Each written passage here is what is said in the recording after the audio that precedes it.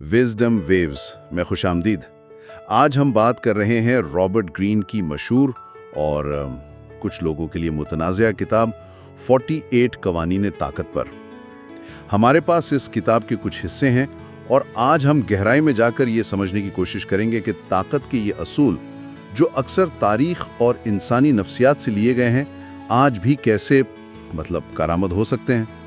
किताब कहती है कि ताकत सिर्फ कोई ओहदा या पैसा नहीं है, बल्कि ये समझना है कि लोग कैसे सोचते हैं, कैसे काम करते हैं और हालात को अपने हक में कैसे लाना है। तो आइए देखते हैं इन कवानीन में आखिर है क्या। पहला कानून ही ले लें जो अक्सर लोगों को हैरान करता है, अपने मालिक से ज़्यादा काबिल नज़र ना आए। ये थोड़ा अजीब नहीं लगता? अपनी काबिलियत को छुपाना। हाँ, पहली नज़र में तो ये अपनी सलाहियतों को जैसे कम करने वाली बात लगती है, लेकिन देखें इसके पीछे गहरी नफ्सियात है।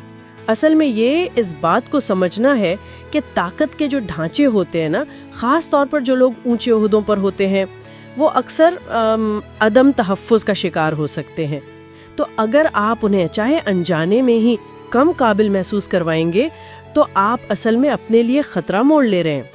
असल बात ये नहीं कि काबिलियत ना दिखाएं, बल्कि ये कि कैसे और कब दिखानी है। ये यूँ समझें परसेप्शन मैनेजमेंट है, तासुर को संभालना। अच्छा, तासुर को संभालना यानी अपनी चमक को थोड़ा मध्यम रखना ताकि दूसरों को खतरा महसूस ना हो। ठीक। अच्छा, इसी से जुड़ा हुआ एक और कानून है, अपने इरादों को हमेशा छुपा कर रखें। तो क्या ये सीधा सीधा धोखा नहीं?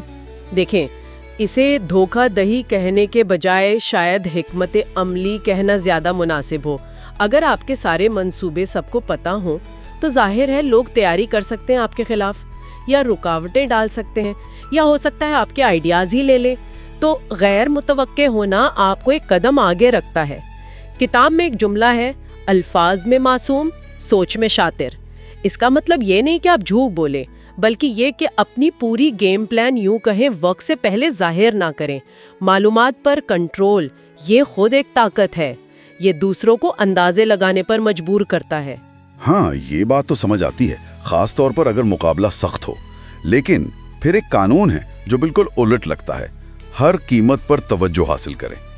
एक तरफ आप कह रही हैं इरादे छुपाएं, दूसरी तरफ कह रही हैं तवज्जो हासिल करें।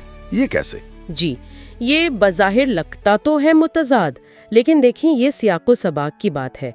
इरादे छुपाने का मतलब है अपनी असल चालें खुफिया रखना, जबकि तवज्जो हासिल करने का मतलब है अपनी मौजूदगी का एहसास दिलाना, मतलब आपको नज़रअंदाज ना किया जा सके। ग्रीन का नुक्ता यह है कि गुमनामी में असल में कोई ताकत नहीं होती। लोग आपको जाने तो सही, चाहे आपकी शोहरत अच्छी हो या बुरी। हालांकि अच्छी जाहिर है, बेहतर है, लेकिन लोगों की नज़रों में रहना ज़रूरी है। आजकल तो वैसे भी जहां विजिबिलिटी इतनी अहम है। हाँ, विजिबिलिटी, लुक जाके बोले। जी बिल्कुल। तो ये कानून और भी ज़्यादा अहम हो गया है। अलबत्ता ये सवाल ज़रूर है कि किस किस्म की तवज्जो आपको चाहिए, और कहीं वो मनफी तो नहीं। ठीक, तो नज़रों में रहना है मगर चालें छुपी रखनी है। ये एक तरह का तवाज़ुन का खेल हुआ। अच्छा, एक आखिरी कानून जो आज हम देख रहे हैं वो भी बड़ा दिलचस्प है, पानी की तरह बेशक्ल रहें, यानी कोई एक शक्ल ना अपनाएं। बिल्कुल, ये लचक यानी अडेप्टेबिलिटी की बात है। पानी को देखें, जिस बर्तन में डालें उसी की शक्ल इख्तियार कर लेता है। तो ग्रीन का मशवरा ये है कि अगर आपका रवैया, आपकी हिकमत अमली हमेशा एक जैसी रहेगी तो लोग आपको पढ़ लेंगे, आपका अंदाज़ा लगा लेंगे और आपका तोड़ निकाल लेंगे। हालात बदलते हैं, लोग बदलते हैं, तो आपको भी बदलना होगा। ये सिर्फ ताकत का नहीं, बल्कि एक तरह से जिंदा रहने का उसूल है। जो लोग या इदारे वक्त के साथ खुद को नहीं बदलते, वो पीछे रह जाते हैं। ये बदलते रहने की सलाहियत आपको नाकाबिले गिरफ्त बनाती है। ये तो सिर्फ 4 कानून थे जिन पर हमने बात की। किताब तो 48 ऐसे उसूलों से भरी पड़ी है जो ताकत के बहुत से पहलुओं पर बात करते हैं, जैसे दूसरों से काम कैसे लेना है, अपनी साख कैसे बनानी है, या मुखालफिन से कैसे निमटना है। जी हाँ, और ये याद रखना बहुत अहम है कि किताब इन कवानीन को किसी अखलाकी फैसले के बगैर पेश करती है। मुसन्निफ का मौक़िफ़ ये है कि ताकत बज़ाते खुद ना अच्छी है ना बुरी, वो तो बस एक औजार है। اب اسے استعمال کرنے والے کی نیت اور طریقہ اسے اچھا یا برا بناتا ہے۔ کتاب کا مقصد تو ان حرکیات کو سمجھنا ہے جو ہمارے ارد گرد ہر وقت کام کر رہی ہوتی ہیں، چاہے ہم انہیں مانیں یا نہ مانیں۔ تو آج ہم نے طاقت کے ان قانونوں پر بات کی جو ہمیں انسانی رویے اور سماجی تعلقات کے بارے میں کافی گہرائی میں سوچنے پر مجبور کرتے ہیں۔